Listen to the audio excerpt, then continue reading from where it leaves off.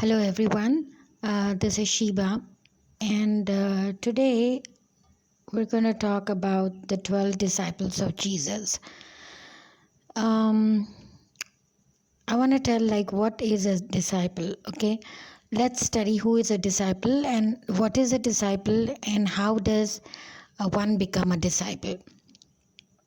Now, these 12 disciples were also called apostles, but they were called apostles later on in life, meaning when Christ descended into heaven and when the Holy Spirit was given to them, then they were called apostles. But right now they were called disciple, and I'll tell you, we'll see why people call them disciples when Jesus was on the earth, and why they were called apostles when Jesus left the earth. Now it's one and the same, but let's see the difference. Now, a disciple is a student. A disciple is a student who learns from a teacher. Okay, that's the definition of a disciple. A disciple is a student who learns from a teacher. That means he's in the initial stages of learning something from the teacher. Now, an apostle means a messenger who is sent. A messenger who is sent to deliver or spread the teachings to others. So, apostle is one who knows how to, who has had the training of developing into an apostle, who had the training by being a disciple to a person, a leader, or a great person. Now, here in the life of Jesus, we see that Jesus had 12 disciples. Now, all these people, the 12 disciples, they just, wanted to be with Jesus, wanted to learn from Jesus, wanted to do the ministry. So, they were not only just called, but also they were chosen. These 12 disciples, let's see actually their names first. And the first one is Matthew, Mark, Luke, John, Peter, James, then another James, the son of Zebedee, Bartholomew, who's also called Nathaniel, Andrew, Thomas, Jude, Paul, Matthias. So they were the 12 disciples of Jesus. Now we're not who actually were in the, and now we're not seeing Judas in this list, only because the reason being that Judas actually betrayed Jesus. So when Judas betrayed Jesus, he was actually taken out of the 12. I mean, he hanged himself because he betrayed Jesus, and he hanged himself for just 32 pieces of silver from the Pharisees and Sadducees for having Jesus, go on the cross and things like that. But on the other hand, so there were only 11 left. So what these 11 disciples do is, because 12 is the number of fulfillment, 12 is the number of completion, 12 is the number of, and and that's how we have like 12 gates or to heaven, 12 gates to hell on, below the earth. So 12 is a very significant number, because now there were only 11. The other one person was selected by the disciples, and his name was Matthias. Okay, now let's see their life. Why am I talking about disciples? Because these people played a very important role and a significant role in bringing the word of God into the world. Now, when Jesus performed and did miracles, see, he lived here on this earth for the 33 years, but he only had a ministry for 3 years. So, in those 3 years, as much as people knew about Jesus, the ends of the earth would have to know, So, the disciples were the key people who brought Christianity into the world. They spread the gospel. Why? Because there's a verse in the Bible which Jesus said, "Go into all the nations, preaching and teaching and baptizing them in the name of the Father and of the Son and of the Holy Ghost or Holy Spirit. So these 12 disciples were the pioneers of having Jesus known to the world and having Christianity being brought into the world. Now, when you see the word Christian, it means the one who accepts Christ. It's not a religion, it's a personal relationship with Jesus. The one who accepts Christ. How does he accept the Christ? By knowing and being obedient to his word. Now, these 12 disciples, if we see their lives were not easy. In fact, they had to go through a lot of torment, they had to go through a lot of struggle, and they were actually killed, martyred for spreading the gospel. If we see first one, Matthew suffered martyrdom in Ethiopia, and he was killed by a sword. So in Ethiopia, when he started spreading the word, what happened? These people, they killed him by the sword. Then the second disciple is Mark.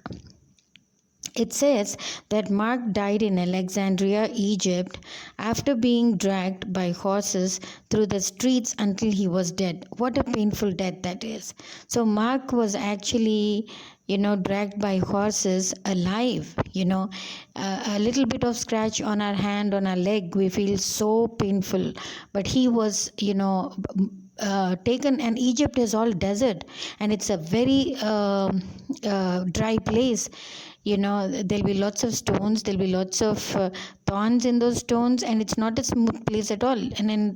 And the heat wave is really too much. So when he was maybe even dragged on the streets, his skin, his body must have actually bled, and that's how he died.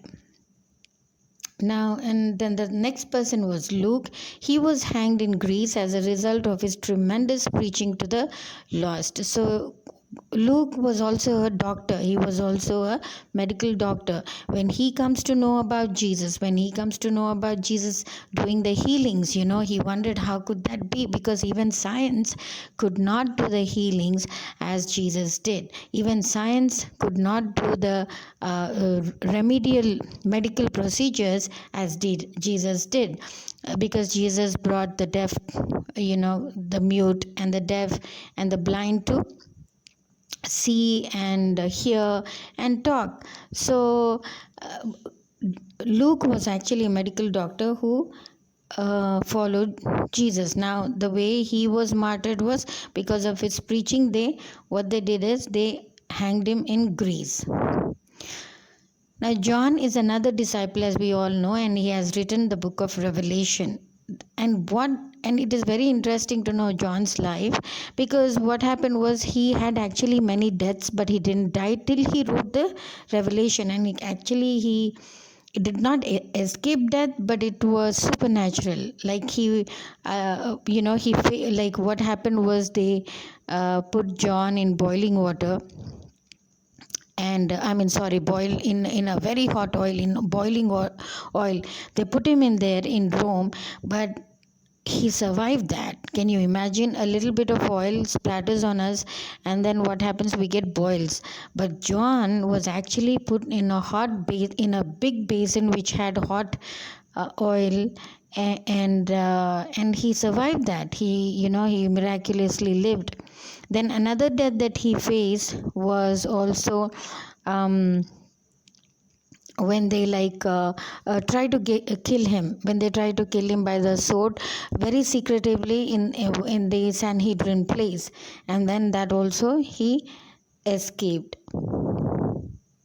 Then what they did was, finally, because they knew that John was supernaturally escaping death, what they did is they sentenced him to the mines on the prison on the island of Patmos. There, John saw Jesus as God of glory. John saw Jesus as full revelation of God in Trinity, a triune God. So he falls face down when he sees the vision, when he's actually in the heaven and he sees Jesus as his as God himself, So that's where he writes the book of Revelation, where he begins to tell the story from the beginning till the end of the world, and how Jesus also would come back. So what happens is later, uh, after he wrote the book of Revelation, the apostle John was later, he was freed and returned to serve as a bishop of Edessa in modern Turkey. There he was the only one who was not martyred. There he died as an old man, and he died peacefully. So he was the only one who escaped death. On the other hand, Peter was crucified like Jesus, upside down. Why? Because it says in the Bible that Peter seemed unworthy of himself being crucified like Jesus. So he says, just hang me upside down, and that's how Peter loses his life.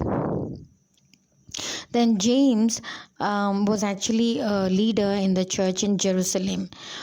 What they do is they throw him from a mountain top on the southeast pinnacle of the temple, because they asked him to refuse the faith. They said, just say that you don't believe in Jesus. Jesus was just a man, not a God.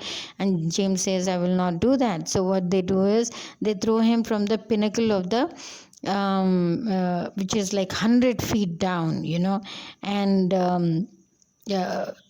so James could die. But here also James has a very supernatural, miraculous escape from death. He falls down from that mountain, but he survives. So once they see these people, these enemies, once they see that that James survived, what they do is they beat him to death with the club, like Fuller's club, or you can say it's like a thick stick, so they beat him to death. Now there's another James that we have to study, who's also one of the disciples, and he is the son of Zebedee.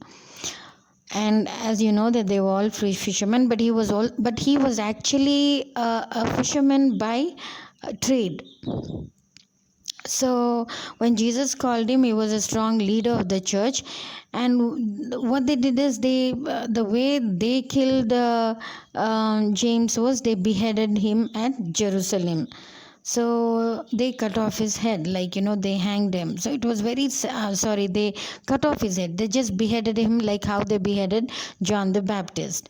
So the Roman officer who actually guarded James, he was amazed as James defended his faith even when they threatened him that they're going to kill him.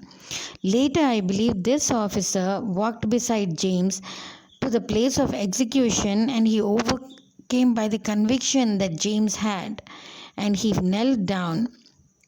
And that officer also gave his life to Jesus, but they also killed him eventually.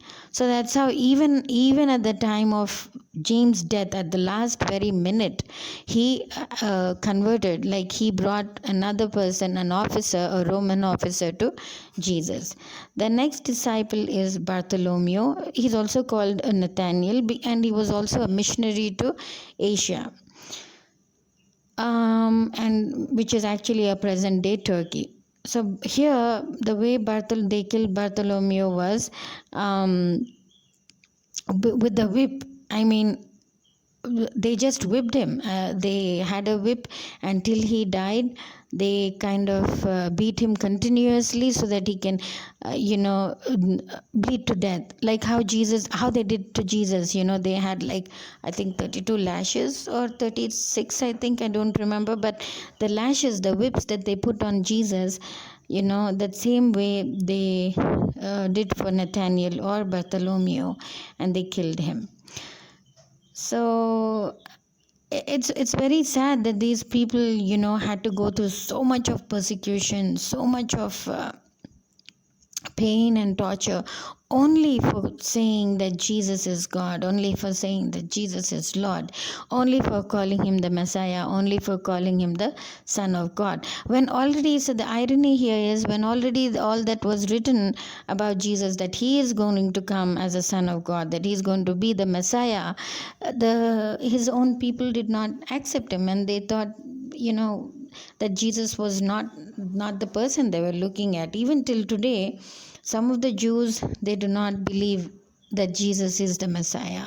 So, and for them, they're going to face a lot of persecution at the time of before the time of second coming. But that's another deep message for another day. Now, the other person that we're going to see is Andrew. Andrew also was crucified in Patras, Greece. And he was also whipped very severely by 7 soldiers. They tied his body to the cross with cords and they prolonged his agony.